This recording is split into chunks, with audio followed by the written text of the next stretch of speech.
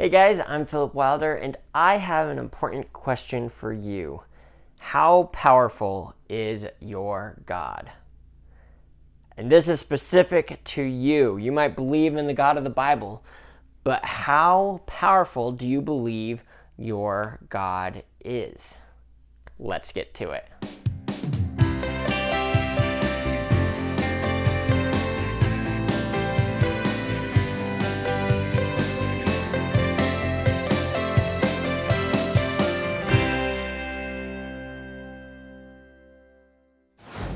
So today we're going to be looking at Isaiah chapter 6, verses 1 through 5, and then verse 8.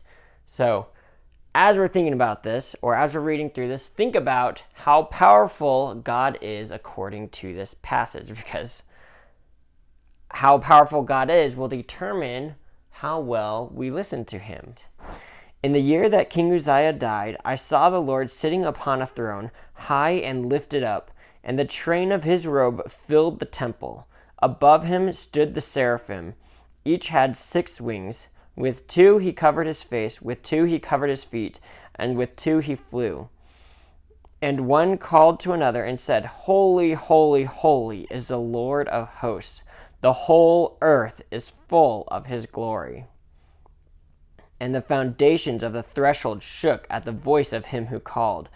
And the house was filled with smoke. And I said, Woe is me, for I am lost, for I am a man of unclean lips, and I dwell in the midst of a people of unclean lips. For my eyes have seen the King, the Lord of hosts. And I heard the voice of the Lord saying, Whom shall I send, and who will go for us? Then I said, Here I am, send me.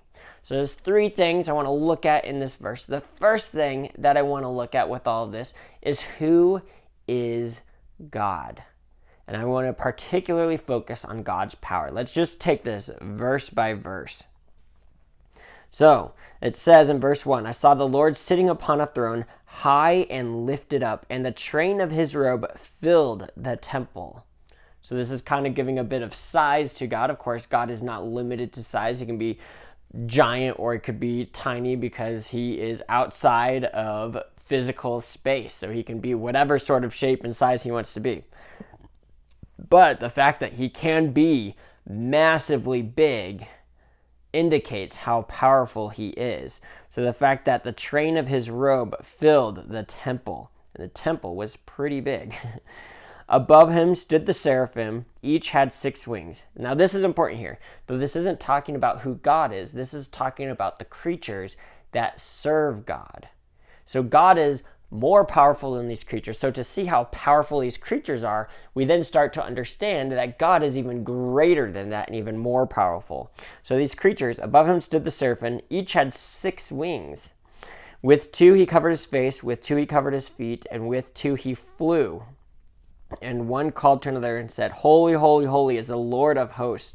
The whole earth is full of his glory. So one, there's these powerful creatures with 6 wings, which I would personally love to see. But then 2, they're talking. So these powerful creatures who are talking. So they're also intelligent.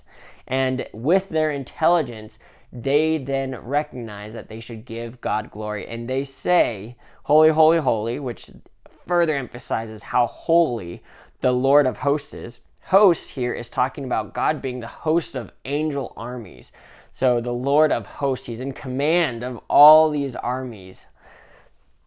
And additionally, it says the whole earth is full of his glory. Not just a part of the earth, not just half of the earth, but the whole earth is full of his glory. So he can fill the entire earth. And the whole earth points towards his glory as well too. Now, as the creatures are speaking, this is what happens. And the foundations of the thresholds shook, and the voice of him who called, at the voice of him who called, and the house was filled with smoke. So this, assumingly, is talking about the temple. The temple was built on stones, very, very big and firm stones. And so simply at the voice of God's servant, the foundations of this massive temple are beginning to shake. And so that just says something about who God is himself. If his servant can make such a big impact, then surely God must be even bigger. And then Isaiah's response, he is so humbled because he recognizes this great and mighty being, the fact that I'm seeing him because I'm not worthy, I should die. And I think we should all have that sort of mentality when it comes to thinking about God, because God is so great. We do not deserve him. We should be dead if it weren't for Jesus paying our price on our behalf. So that is who our mighty and majestic God is.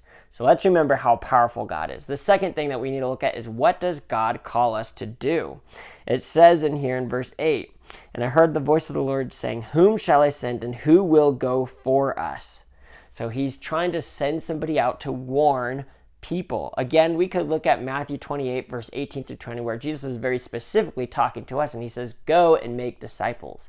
So the Lord of hosts, this powerful, mighty God, is asking us to go out and be a part of his great commission. He's inviting us to be a part of what he's doing. And that's to reach souls and to bring them back to him. So he's calling us to do something good and wonderful, the most important work we could ever do here on earth. Well, now let's look at the third point that I want to look at here. And that is, how should we respond? Because the fact of the matter is, if we aren't enthusiastic and overjoyed and feel a sense of pride or awe in that God is willing to use us to go and do this great and mighty work, and the Lord of hosts is powerful God, the fact that he is coming to us and asking us to be a part of it, we should be super excited to join him in what he's calling us to do. Just like Isaiah, "Then I said, Here I am, send me." He wanted to be used by this great and powerful, mighty God because he saw how great and powerful and mighty God is. So I would ask you to question in your heart, if you're not enthusiastic or thrilled to step out and play your part in evangelism and discipleship and just reaching lost souls to bring them back to God, or help bring them back to God by pointing them to God, then do you really see God as being this great and mighty God? Or do you just see him as more of like an abstract idea? Do you believe that this great and mighty and powerful God truly does exist, and that he is asking you to join with him on this great missional work?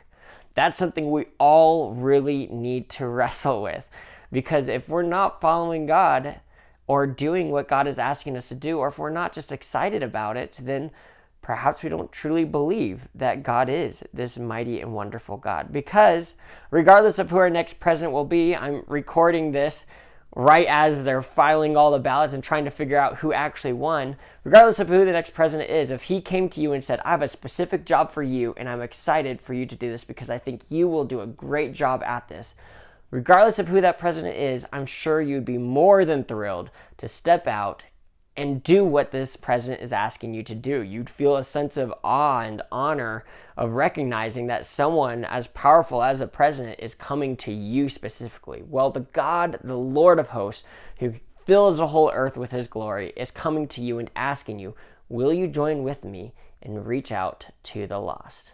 Well, I hope this Bible Byte encouraged you guys, and I hope this will help you guys to step out in faith as well too. Thank you so much for watching. Have a great day.